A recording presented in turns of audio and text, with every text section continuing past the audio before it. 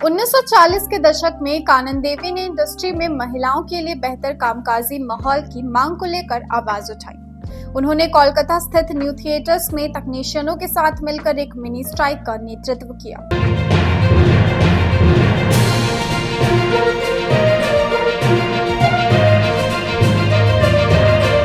नमस्कार, मैं प्रियंका सिंह और आप देख रहे हैं द एसबी प्रेस।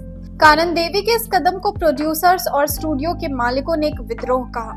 कई जगहों पर उनके पोस्टर्स फाड़े गए और स्टूडियोज ने उन्हें ब्लैकलिस्ट तक करने की धमकी दी, मगर कानन देवी झुकी नहीं। उन्होंने महिला कलाकारों के लिए स्टैंडर्ड कॉन्ट्रैक्ट और सेफ्टी क्लॉज की मांग रखी और बाद में ये इंडस्ट्री में लागू भी हुए। कानन देवी का जन्म 22 अप्रैल 1916 को अविभाजित बंगाल के हावड़ा जिले में हुआ था, यानी आज ही के दिन कानन देवी का जन्मदिन है।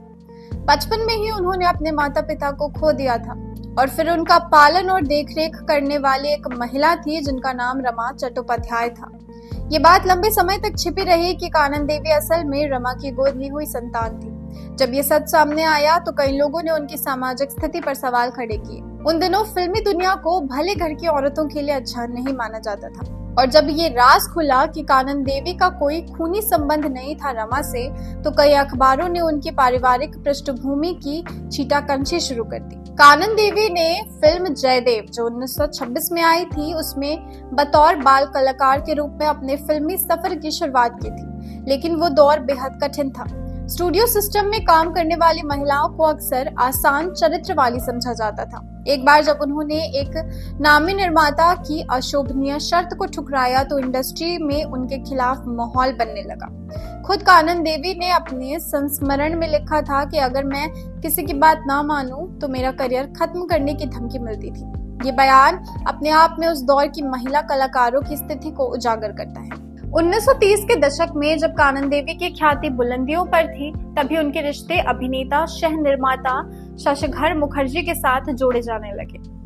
कहा जाता है कि दोनों के बीच काफी नजदीकियां थी, लेकिन ये रिश्ता ना तो कभी खुले तौर पर स्वीकार किया गया और ना ही विवाह में बदला। इस मामले ने मीडिया को खूब मसाला दिया। बंगाली और हिंदी दोनों अखबारों में इस विषय पर लेख छपने लगे। कुछ लेखों में कानन देवी को दूसरी औरत तक कह दिया गया। इन अफवाहों से उनका मानसिक स्वास्थ्य बुरी तरह प्रभावित हुआ और उन्होंने कुछ समय के लिए फिल्मों से दूरी बना ली।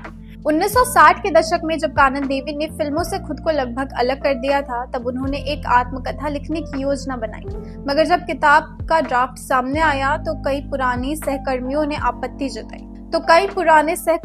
आपत्ति जताई।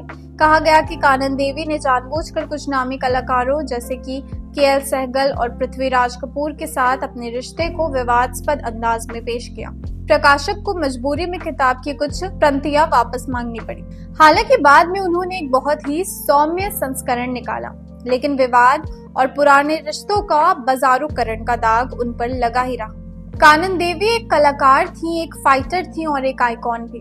उनके जीवन में विवाद जरूर आए, लेकिन उन्होंने कभी अपने आत्मसम्मान या कला से समझौता नहीं किया।